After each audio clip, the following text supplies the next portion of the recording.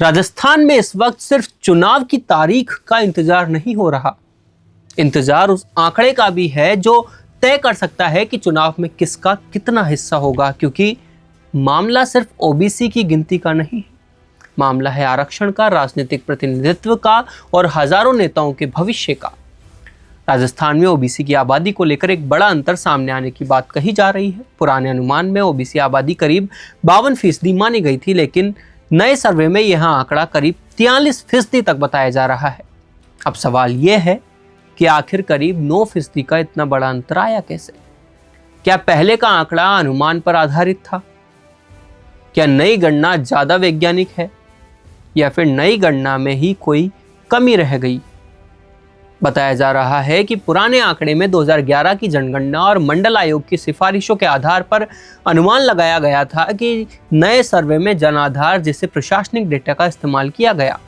लेकिन यहीं से दूसरा सवाल खड़ा होता है, अगर नई गणना इतनी महत्वपूर्ण है तो इसकी पूरी मेथडोलॉजी सार्वजनिक क्यों नहीं की जा रही? ओबीसी समाज के कई समूह नए आंकड़ों पर सवाल उठा रहे हैं। गुर्जर समाज अपनी आबादी के आंकड़े को कम बताए जाने का दावा कर रहा है। जाट समाज भी अपने आंकड़ों को लेकर सवाल उठा रहा है। यानी विवाद सिर्फ ये नहीं है कि ओबीसी कितना प्रतिशत है, विवाद ये है कि कौन कितना प्रतिशत है। और यही सवाल आगे चलकर ओबीसी के भीतर आरक्षण के बंटवारे की मांग को भी मजबूत कर सकता है। क्योंकि अगर ओबीसी की 92 जातियों में कुछ समुदायों का दावा है कि उन्हें आरक्षण का पर्याप्त लाभ नहीं मिल पा रहा, तो फिर सवाल उठेगा कि क्या ओबीसी के भीतर भी कोटा का वर्गीकरण होना चाहिए? समाज कल्याण मंत्री अविनाश गहलोत की तरफ से भी छोटे और कमजोर ओबीसी समुदायों के हक की बात सामने आई है, लेकिन इसके साथ एक राजनीतिक सवाल भी है। अगर ओबीसी के भीतर ही कुछ समुदायों को ज्यादा लाभ मिल रहा है और कुछ पीछे रह गए, तो क्या मजबूत ओबीसी समुदाय अपने हिस्से में कटौती के लिए तैयार होंगे? यही आने वाले दिनों में सबसे बड़ा सामाजिक और राजनीतिक विवाद बन सकता है। लेकिन सरकार के पास इस बहस को लंबा खींचने की गुंजाइश भी नहीं है, क्योंकि राजस्थान में पंचायत और निकाय चुनाव जल्दी आने वाले हैं और आरक्षण तय किए बिना चुनाव कराना मुश्किल है। दूसरी तरफ केंद्र की जाति आधारित जनगणना के अंतिम आंकड़ों का इंतजार किया जाता तो चुनाव और आगे खिसक सकते थे। इसलिए राज्य स्तर पर ओबीसी से जुड़ा डेटा तैयार करने की प्रक्रिया आगे बढ़ाई गई है। अब इसकी सबसे बड़ी परीक्षा है कि क्या इस डेटा पर सभी सामाजिक समूह भरोसा करेंगे, क्योंकि चुनाव की असली राजनीति अब यहीं से शुरू होगी। 309 शहरी निकायों की आरक्षण प्रक्रिया आगे बढ़ रही है। किस वार्ड में ओबीसी होगा, कहां एससी होगा, कहां एसटी होगा और कौन सी सीट महिला के लिए जाएगी?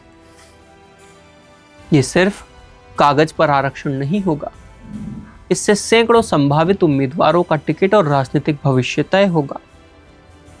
और इसी वजह से बीजेपी, कांग्रेस, आरएलपी, बीएपी सभी की नजर आरक्षण की तस्वीर पर होगी, क्योंकि सीट आरक्षित होते ही उम्मीदवारों का पूरा गणित बदल जाएगा।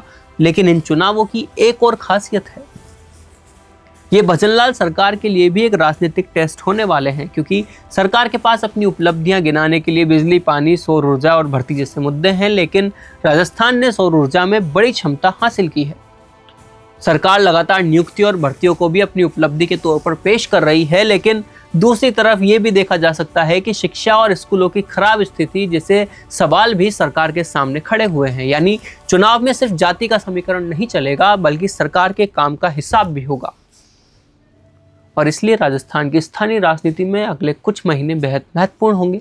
लेकिन ओबीसी विवाद का सबसे जरूरी सवाल अभी भी वही है, अगर पुराना आंकड़ा करीब 52% था और नया करीब 43%, तो इतना बड़ा अंतर क्यों? ओबीसी आयोग को सामने आकर बताना होगा कि गणना कैसे हुई है, डेटा कहां से आया है, मेथडोलॉजी क्या यूज हुई थी, और इसी डेटा के आधार पर आरक्षण तय करने का आधार क्या है। क्योंकि चुनाव आज होंगे, सरकार कल बन जाएगी, लेकिन अगर आरक्षण के आंकड़ों पर भरोसा नहीं बना तो विवाद चुनाव के बाद भी चलता रहेगा। और जब केंद्र की जाति आधारित जनगणना के आंकड़े सामने आएंगे, तब एक और तुलना शुरू होगी।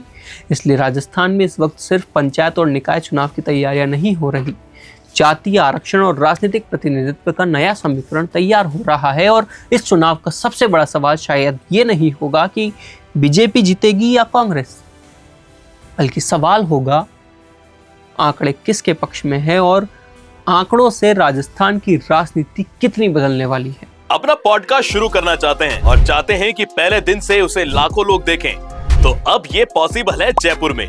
जयपुर का सबसे तेजी से बढ़ता हुआ digital news channel the fact India आपके पॉडकास्ट को वर्ल्ड क्लास बनाने के लिए जयपुर के बीचों बीच श्यामनगर में लाया है world class podcast setup, green screen setup. उसे शूट करने के लिए best state of the art facilities, editor से लेके लाखों फॉलोअर्स और करोड़ों वाली रील्स वाला यूट्यूब चैनल, और ये सब आपको एक ही जगह पर मिलने वाला है। तो पूरी जानकारी के लिए आज ही व्हाट्सएप कीजिए इस नंबर पर।